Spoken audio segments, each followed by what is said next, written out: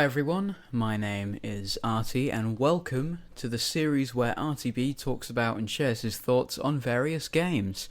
The series where I talk about and share my thoughts on various games. Today's game is Inscryption, a horror-themed roguelike card battler by Daniel Mullins, the creator of Pony Island and The Hex.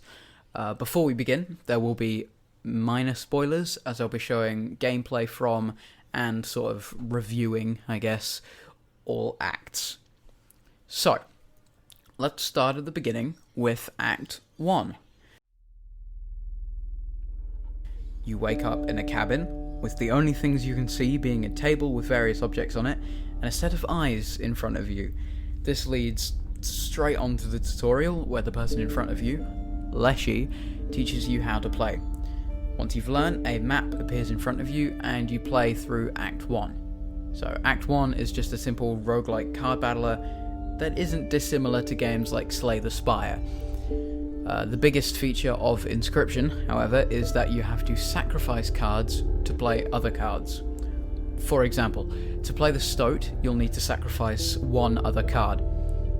Later in the game, you'll also get cards that cost bones instead of blood. These bones are required for every card of yours that dies, including sacrifices. So to progress in Act 1, you use the map, where each space can have a few different meanings.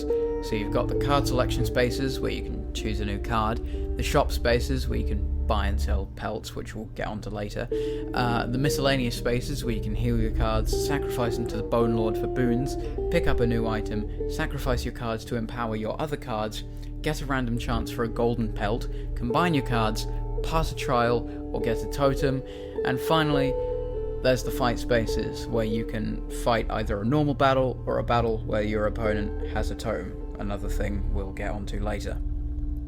So let's talk about the combat, which contains one of my favourite features of the game. So the core gameplay isn't actually too different from Adventure Time Card Wars, if anyone's ever played that. Basically, you can place your cards on one of the lanes, hit the bell, and they'll attack. If your opponent's card is in front of your card, or vice versa, the attacking card will deal damage to the card in front of it, instead of direct damage to your opponent, with a few exceptions. If your card doesn't have a card in front of it, it will deal direct damage to your opponent, placing one tooth on the scales. To win combat, you have to deal enough damage so that the scales are tipped entirely away from you. So therefore, in theory, a game could go on as a stalemate until someone runs out of cards.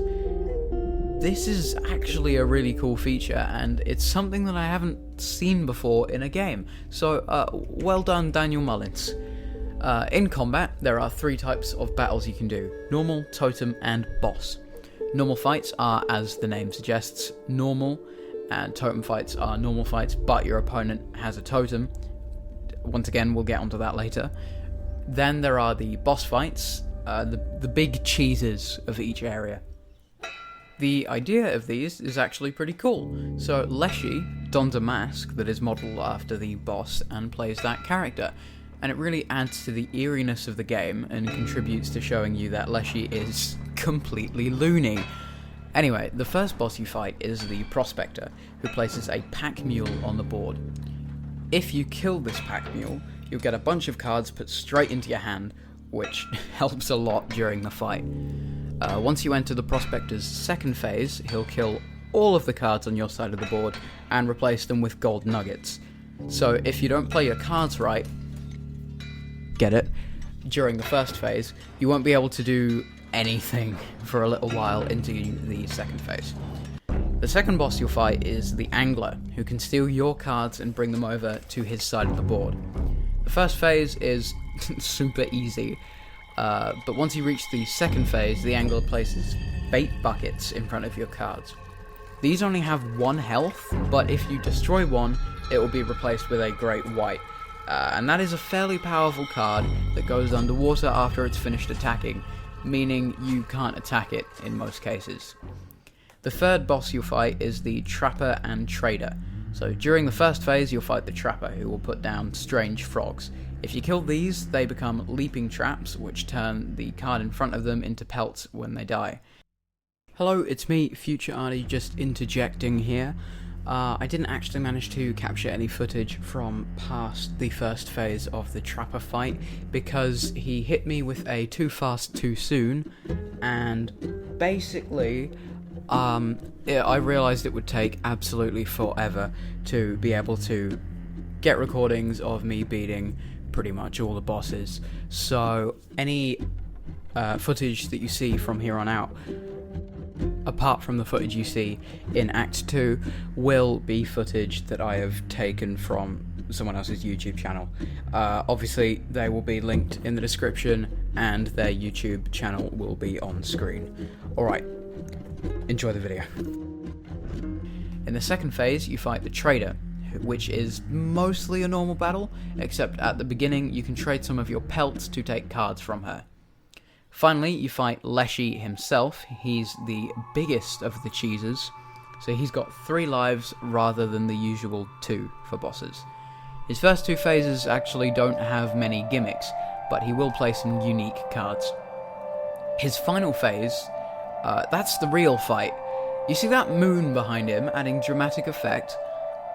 Well, Leshy here pulls a Gru and steals the moon, making you fight it.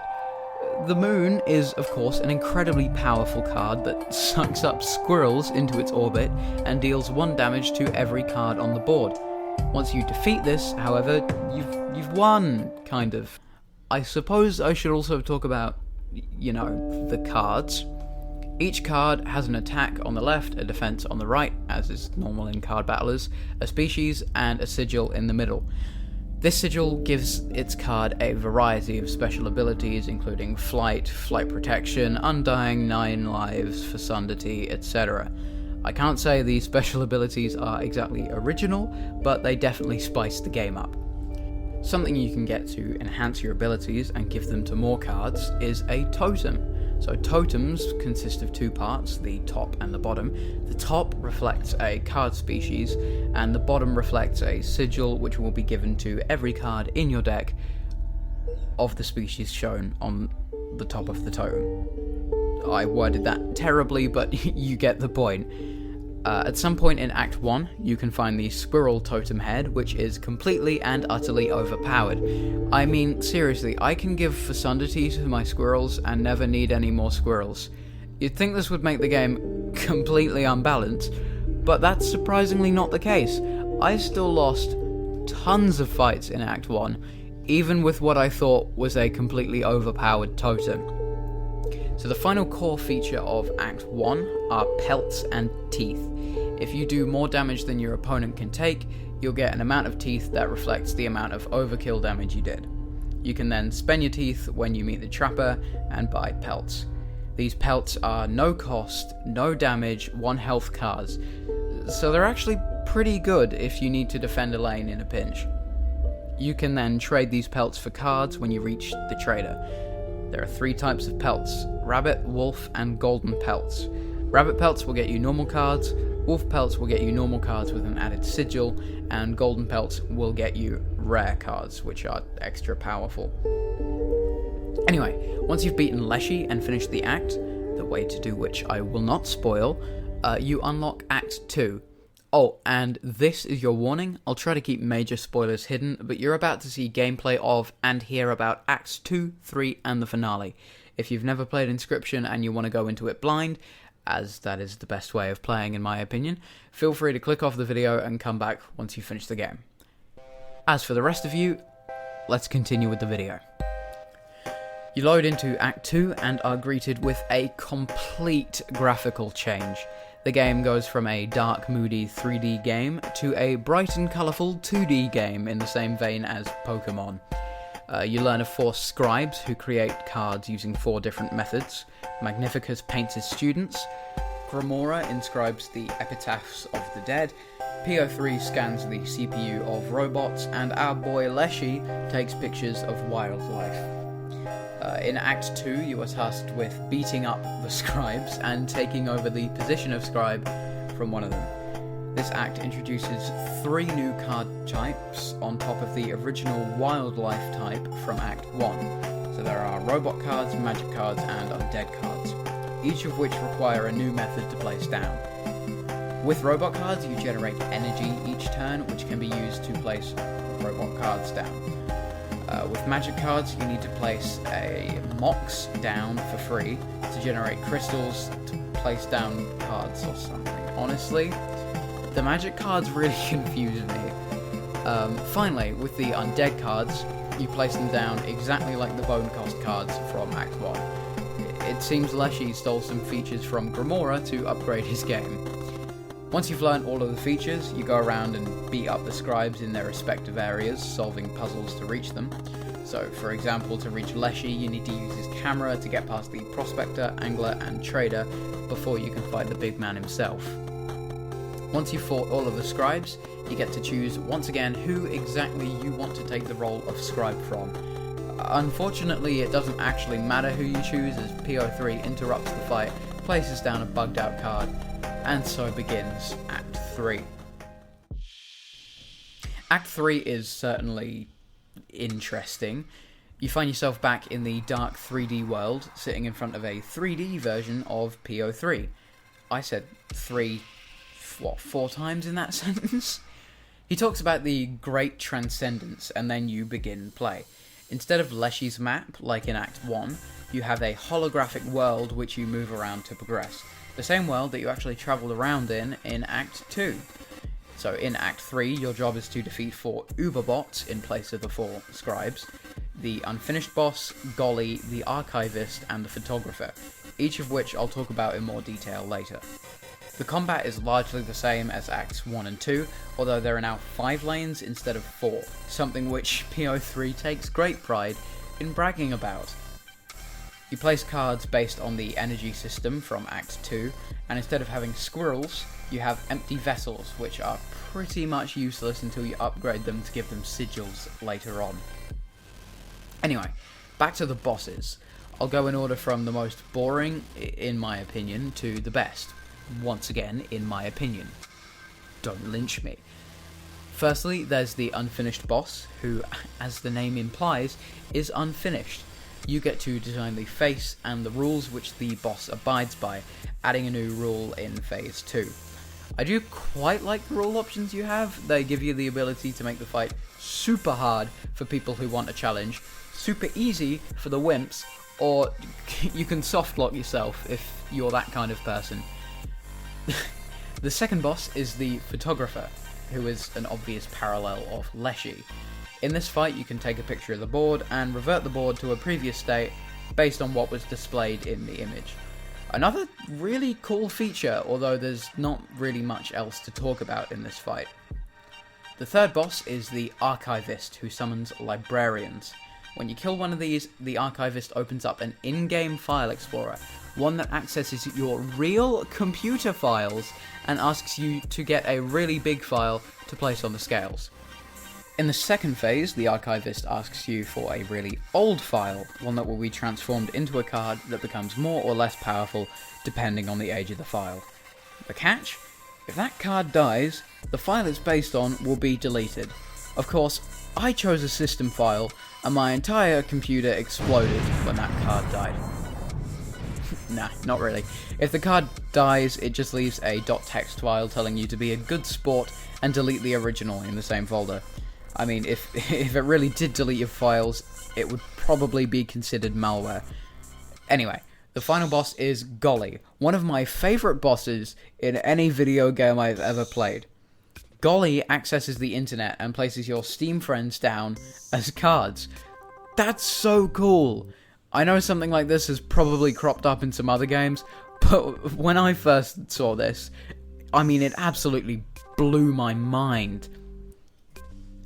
While making your way through PO3's game, you can actually get up and walk around the factory.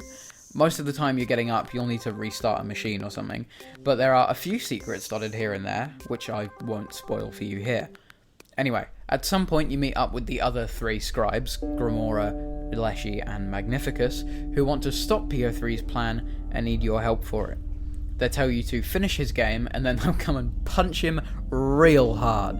So, once you beat the final Uberbot, PO3, like a true villain, reveals his master plan, another thing which I won't spoil for you, right before Leshy comes along and rips his head off.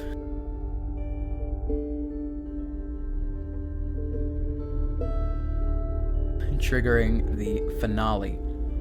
Alright, this is now your final warning. I will be talking about the end of the game in decent detail. I'll restate what I said earlier. If you want to play Inscryption, you're best to go in with as little spoilers as possible. Like I said, this is your final warning. Alright, on to the finale. Once PO3 has been decapitated, Filmora grabs the floppy drive containing the game and begins to delete the files. During the finale, you fight all 3 of the other scribes in 3D, each of which have their own different game. You start with Karura, whose game involves travelling around a checkered board until you bump into enemies. Once you reach the first boss, however, the necessary files to play are deleted. You shake a hand and move on to Leshy. This plays out the same as Act 1, only with game assets being deleted around you. There's a bit here where the scales are deleted, but Leshy asks you if you can just keep playing, which is actually really moving. While all of the other scribes wanted something, Leshy just wanted to play a card game. What a G. After shaking his hand, you move on to Magnificus, whose battle is basically just a Yu-Gi-Oh! Parody. I never actually watched or played any Yu-Gi-Oh! Please don't lynch me, so I didn't actually clock this until someone told me about it.